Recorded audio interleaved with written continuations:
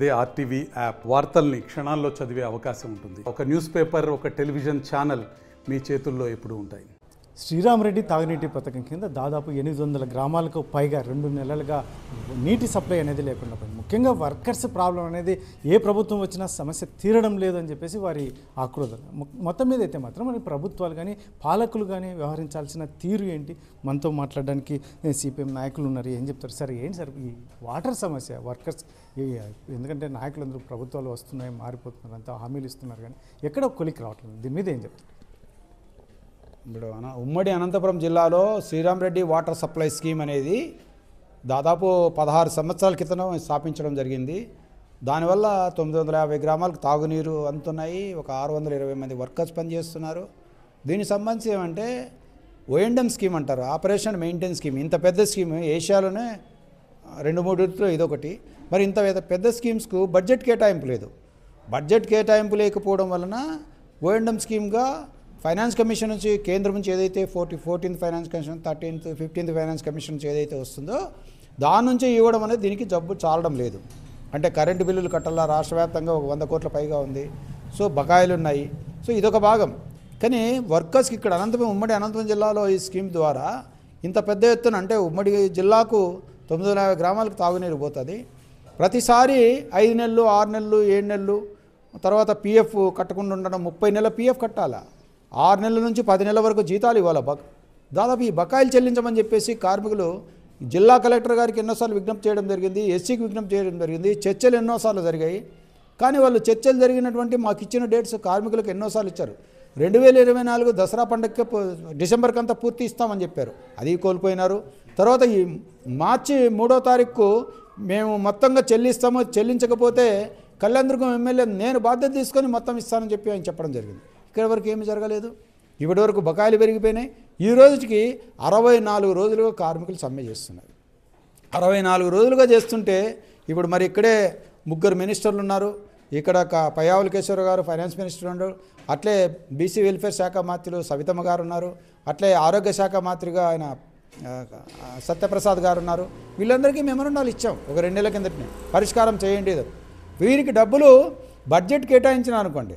ఇప్పుడు సత్యసాయిది కూడా గతంలో ఇట్లే ఉంటే ఆ రోజు గత ప్రభుత్వం ఉన్నప్పుడు చేస్తే 33 కోట్ల దానికి బడ్జెట్ అలాట్ చేశారు కాబట్టి మార్చి వరకు వచ్చింది. మార్చి ఏప్రిల్ వరకు ఆ డబ్బులు 33 కోట్లు ఆ రోజు ఏదైతే బడ్జెట్లో కేటాయించారో ఆ డబ్బులు వచ్చాయి. ఇప్పటి వరకు పని జరిగింది.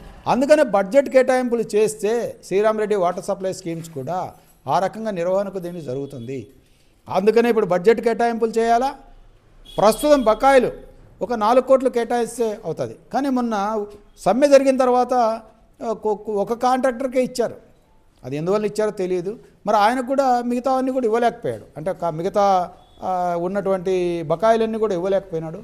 ఈరోజు బకాయిలు పిఎఫ్ కూడా పేరుకపోవడానికి కారణం ఏంటంటే అంతకుముందు కాంట్రాక్టర్లు కూడా కాంట్రాక్టర్కు 12% అని చెప్పేసి వాళ్ళకు కూడా వాళ్ళకు ఒక రకమైన కమిషన్ మాత్రం ఇచ్చేవాళ్ళు. అంటే వేతనాల మీద 12% ఇచ్చేవాళ్ళు. అదేవిధంగానే 12.5%, 12.5% వర్కర్లు ఏదైతే పిఎఫ్ కడతారో ఆ డబ్బును గవర్నమెంట్ రీఎంబర్స్ చేసేది. ఈ రెండు ఇప్పుడు ఇవ్వమంటుంది. అంటే సార్ ఒకటి, ఇక్కడ ప్రభుత్వానికి వర్కర్స్కి మధ్య గ్యాప్ ఉందా? ఏమన్నా ప్రభుత్వం వరకు ఈ విషయం వెళ్తుందా, లేకుంటే ప్రభుత్వం ప్యారలల్గా వీళ్ళని కాకుండా మరొక మార్గం ద్వారా ఈ ఇంప్లిమెంటేషన్ చేయాలనుకుంటుందా? ఏమనుకుంటుంది, మీరు ఏం చెప్తారు సార్? ఇప్పుడు ప్రభుత్వం దృష్టి కంటే ఇంకా ఫైనాన్స్ మినిస్టర్ కంటే నేను ప్రభుత్వం దృష్టి ఉండరు. ఎందుకంటే ప్రభుత్వం అంతకంటే లేదు. మరి ఆయన దృష్టికి 2 సార్లు తీసుకుపోయినాము. ఆయన కూడా దీన్ని సావధానంగా, అవును నిజమే కదా, దీనికి ప్రాబ్లం ప్రతి 5 నెలలకు ఒకసారి వస్తుంది. ఆయన కూడా మాట్లాడాడు, తొందరగా పరిష్కారం చేయలేదు. మరి చెప్పాడు కానీ ఆచరణ ఏమీ జరగడం లేదు. అదేవిధంగానే ఈ గ్రామీణాభివృద్ధి శాఖ మాత్యులు పవన్ కళ్యాణ్ గారు, ఆయన ఇంతవరకు మేము ఆర్గనైజేషన్కి కలవడానికి లేదు. మరి ఆయన ఈ దురదృష్టం ఏంటంటే ఈ శాఖకి, గ్రామీణ శాఖకి ఆయన మినిస్టర్. ఏదైనా సినిమా దానికి అట్లా దానికైతే ఆయన ఉపయోగపడిండేవాడేమో, కానీ ఇప్పుడు ఆచరణలో తెలుస్తున్నది. మరి కనీసం మమ్మల్ని పిలిచి మేము 3 సార్లు వెళ్ళాము, అక్కడ మంగళగిరిలో ఒక ఆఫీస్ ఉంది, ఆ ఆఫీస్లో కాగితం ఇస్తాము, రాసుకుంటారు అంతే. అది వాట్సాప్ కూడా పెడతాం ఆయనకు. ఇప్పుడు చంద్రబాబు నాయుడు గారు కానీ లేకుంటే వీళ్ళు కానీ ఏమంటున్నారు, మా ప్రభుత్వం ఏ సేవలైనా మీరు వాట్సాప్ పెడితే చాలంటారు. మేము కాగితాలు ఇచ్చుకున్నాం ఆడే కాసుకొని. రెవెన్యూ మినిస్టర్ 2 సార్లు ఇచ్చాం, సవితమ్మకు 2 సార్లు ఇచ్చాం, ఆయనకి ఇచ్చాం. మరి ఈ రోజు వరకు పరిష్కారం లేదు. అంటే ప్రభుత్వం దీని పట్ల చిత్తశుద్ధితో లేదు. ఇబ్బంది రాకుండా ఇబ్బంది వస్తుంది. ఈ ఇబ్బంది తొలగాలంటే ఒకటే మార్గం, ప్రభుత్వం తక్షణం స్పందించి బకాయి చెల్లించండి. ఈ బకాయి చెల్లిస్తే ప్రజలందరికీ ఇబ్బందులు ఉండదు, కార్మికులు వాళ్ళ పని వాళ్ళు చేయడానికి అవకాశం ఉంటుంది. మరొకసారి ఈ ప్రభుత్వానికి చంద్రబాబు నాయుడు ప్రభుత్వం, కూటమి ప్రభుత్వం, మరి ఆ పవన్ కళ్యాణ్ ఆయన ఏమి స్పందిస్తాడా లేదా? ఎన్నిసార్లు ఇచ్చినా మాకు కనీసం జాబ్ కూడా రాలేదు ఆయన. లేదే ఎస్సీ ద్వారా మాకు వచ్చిందండి, మినిస్టర్ గారు కూడా మాకు రిప్లై ఇచ్చాను కూడా మాకు ఎవరు చెప్పడం లేదు. కాబట్టి ప్రభుత్వం స్పందించాలని చెప్పేసి మేము మరొకసారి సిఐటిగా కార్మిక సంఘ యూనియన్ నాయకులుగా మేము విజ్ఞప్తి చేస్తున్నాం. సార్ ఏం చెప్తారు సార్, రోడ్ మీదకి వచ్చి వర్కర్స్ పెద్ద ఎత్తున అజిటేషన్స్ చేస్తున్నా కూడా ప్రభుత్వం వైపు నుంచి స్పందన లేదంటారా? రాబోయే కాలంలో మీ యాక్షన్ ఎలా? ప్రభుత్వం చాలా నిర్లక్ష్యంగా వ్యవహరిస్తుంది, బాధ్యతారహితంగా వ్యవహరించడం లేదు. నిన్న జరిగినటువంటి మంత్రివర్గం ఉపసంఘంలో సమావేశంలో కూడా అనంతపురం జిల్లాలో ఒక 2 నెలలుగా శ్రీరామ్ రెడ్డి తాగునీటి పథకం కార్మికులు ఆందోళన కొనసాగిస్తున్నారు.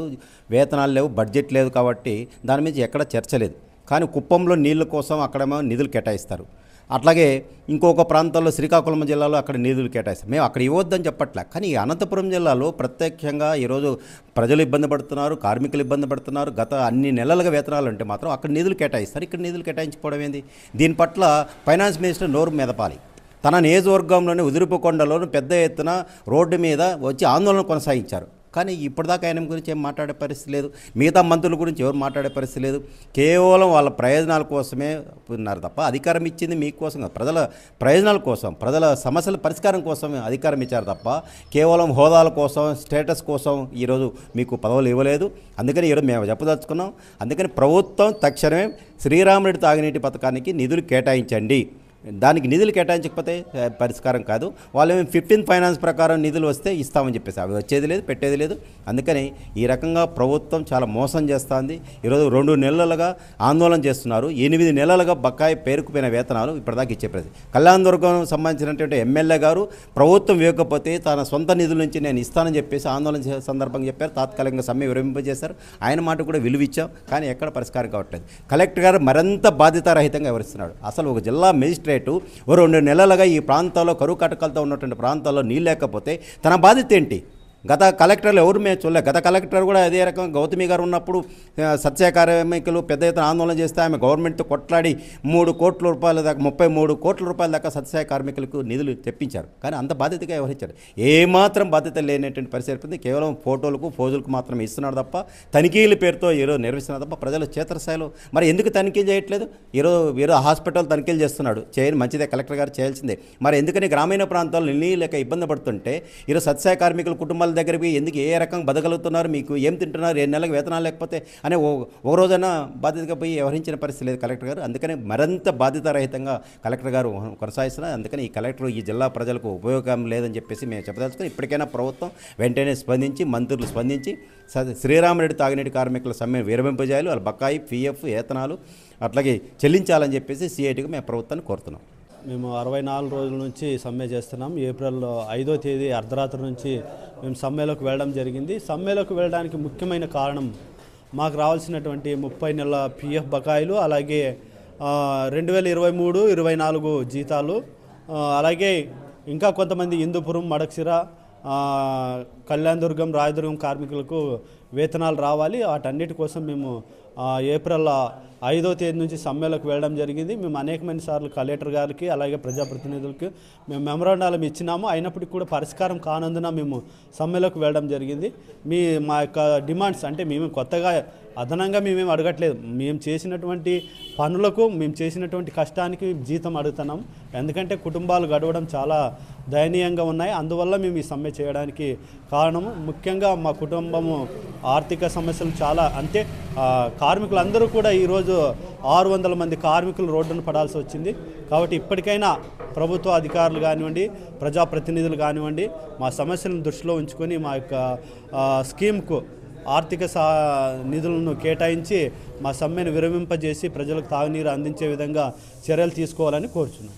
ఇది శ్రీరామరెడ్డి తాగునీటికి సంబంధించి వర్కర్స్ పడుతున్నటువంటి బాధలు ఏదైతే ఉందో ప్రభుత్వాలు వస్తున్నాయి కానీ ఏదైతే రాజకీయ నాయకులు కూడా హామీలు ఇస్తున్నటువంటి నేపథ్యం, కాకపోతే ఆచరణలో మాత్రం ఎక్కడ అది ఆచరణ జరగడం లేదు అని వారి ఆవేదన వ్యక్తం చేస్తున్నటువంటి నేపథ్యం. ఏకంగా దాదాపు 950 గ్రామాలకు నీరు సప్లై అవుతున్నటువంటి నేపథ్యంలో వర్కర్స్ వాళ్ళు ఏమీ అడగట్లేదు. మాకు రావాల్సినటువంటి జీతాలు PFకి సంబంధించి ప్రభుత్వాలు చిత్తశుద్ధితో పనిచేస్తే మేము ఎటువంటి ఇబ్బంది లేకుండా గ్రామాలకు నీటి సరఫరా అందజేస్తామని ఒకవైపు చెప్తూనే, ఎందుకంటే గతం నుంచి ఎన్నోసార్లు 6 నెలలకు పైగా కూడా బకాయిలు ఉన్నటువంటి PF అయితే ఏకంగా 30 నెలలు 40 నెలల నుంచి కూడా పెండింగ్లో ఉన్నటువంటి నేపథ్యం. ఇటువంటివన్నీ ఎందుకంటే కూటమి ప్రభుత్వం వచ్చినటువంటి సమయంలో ఖచ్చితంగా దీన్ని పూర్తిగా మేము దాన్ని సాల్వ్ చేస్తామని చెప్పేసి రాజకీయ నాయకులు హామీ ఇచ్చారు, కానీ అది ఆచరణ యోగ్యం కావడం లేదు అని చెప్పేసి ఆవేదన వ్యక్తం చేస్తున్నట్టు నేపథ్యంలోనే మేము ఈరోజు రోడ్ల మీదకి వచ్చి నిరసన కార్యక్రమాలు చేయాల్సి వస్తుంది. కాబట్టి ఇప్పటికైనా ప్రజాప్రతినిధులు కానీ ప్రభుత్వం లాంటి అధికారులు దీని మీద ఖచ్చితంగా తగిన చర్యలు తీసుకుంటే ఈ వర్కర్స్ ఖచ్చితంగా ఆ కుటుంబాలు ఆదుకున్న వారు అవుతారు. ముఖ్యంగా ఆ నీటి సరఫరా కూడా సాఫీగా చేయడానికి మాకు వీలవుతుంది అని చెప్పేసి వారు కోరుతున్నటువంటి నేపథ్యం. కెమెరా పర్సన్ సుధాకర్తో చల్లకనేడు RTV అన్నారు. మరిన్ని వీడియోస్ కోసం ఛానల్ ని సబ్స్క్రైబ్ చేయండి. లేటెస్ట్ అప్డేట్స్ కోసం వాట్సాప్ ఛానల్ ని ఫాలో అవ్వండి. ఆ లింక్ డిస్క్రిప్షన్ లో ఉంది.